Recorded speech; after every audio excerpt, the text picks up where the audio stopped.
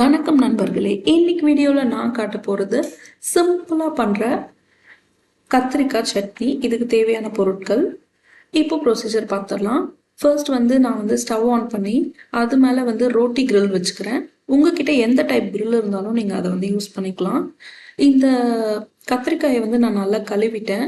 Wash பண்ணிட்ட பிறகு டைரெக்டாக கிரில் பேன் மேலே வச்சு நான் அப்படியே ரொட்டேட் பண்ணி இதை நல்லா பேர்ன் பண்ண போகிறேன். ஆக்சுவலி நான் டைரெக்டாக கழுவி அப்படியே கத்திரிக்காயை எடுத்திருக்கேன். உங்களுக்கு வேணும்னா லேசாக ஆயில் அப்ளை பண்ணி சின்ன சின்ன ஸ்லிட் போட்டு கூட நீங்கள் இது பண்ணிக்கலாம்.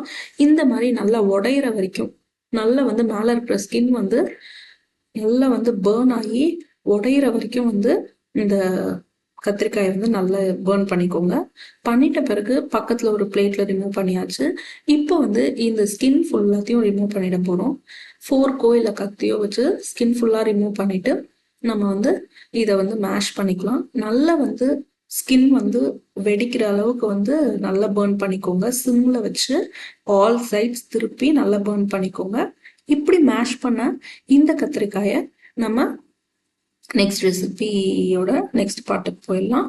இப்போ பேன் வச்சுட்டு அதில் குக்கிங் ஆயில் யூஸ் பண்ணியிருக்கேன். என்ன குக்கிங் ஆயில் வேணாலும் எடுத்துக்கலாம். சன்ஃப்ளவர் ஆயில் இல்லை கல்லெண்ணெய், என்ன மாதிரி ஆயில் யூஸ் பண்ணுறதா இருந்தாலும் யூஸ் பண்ணிக்கலாம்.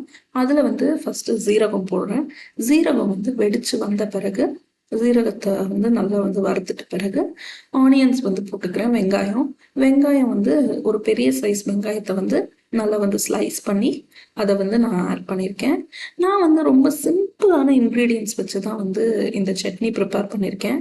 நீங்கள் வேணும்னா பச்சை மிளகா, டொமேட்டோ, கார்லிக் இதெல்லாம் கூட அந்த பிரிஞ்சால் பேர்ன் பண்ணுறோம் இல்லையா, கத்திரிக்காய், அப்போ பேர்ன் பண்ணியும் அதெல்லாம் சேர்த்து மேஷ் பண்ணி கூட சட்னி ப்ரிப்பேர் பண்ணிக்கலாம். அதுவும் நல்லாயிருக்கும். ஆனியன் நல்லா ஃப்ரை ஆனதுக்கப்புறம் மஞ்சள் பொடி போட்டு அதுவும் நல்லா ஃப்ரை ஆனதுக்கப்புறம் நான் மிளகாய்த்தூள் போட்டு ஃப்ரை பண்ணிக்கிறேன். மிளகாய்த்தூள் கொஞ்சம் என்னோட மிளகாய்த்தூள் கொஞ்சம் ரெட்டிஷ்னஸ் வீட்டில் ப்ரிப்பேர் பண்ணது, அதனால கொஞ்சம் ரெட்டிஷ்னஸ் கம்மியாக இருக்குது. உங்களுக்கு வேறு மாதிரி என்ன டைப் ஆஃப் மிளகாய் பொடி வேணாலும் யூஸ் பண்ணிக்கலாம். அதுக்கப்புறம் அந்த மேஷ் பண்ணி வச்சிருக்கிற பிரிஞ்சால ஆட் பண்ணுறேன் கத்திரிக்காயை. இந்த கத்திரிக்காய் ஆல்ரெடி நம்ம ஃப்ரை பண்ணிட்டோம், நல்லா பேர்ன் பண்ணிட்டோம். அடுப்பு மேலே டைரக்டான ஃப்ளேமில் வச்சு நல்லா ஆல் சைட்ஸை திருப்பி நல்லா இது குக் ஆயிடுச்சு. அதனால இது ஒரு 5 to 10 minutesல ப்ரிப்பேர் பண்ணிடலாம்.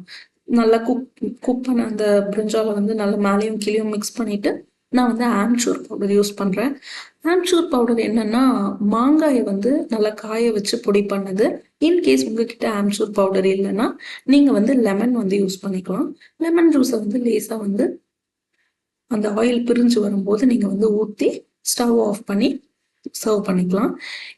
இப்போ இந்த பிரிஞ்சால் சட்னி ரெடி ஆயிடுச்சு. இது ரைஸுக்கு இல்லை ரோட்டீஸ்க்கு, சப்பாத்திஸ்க்கு எல்லாத்துக்குமே சாப்பிடலாம். களிக்கு கூட சூப்பராக இருக்கும் இந்த சட்னி. நீங்களும் இதை ப்ரிப்பேர் பண்ணி என்ஜாய் பண்ணுங்க. ரொம்ப சிம்பிள் ரெசிபி தான். உங்களுக்கு தேவையான அளவுக்கு நீங்கள் உப்பு காரம் எல்லாத்தையும் அட்ஜஸ்ட் பண்ணிக்கலாம். Bye friends.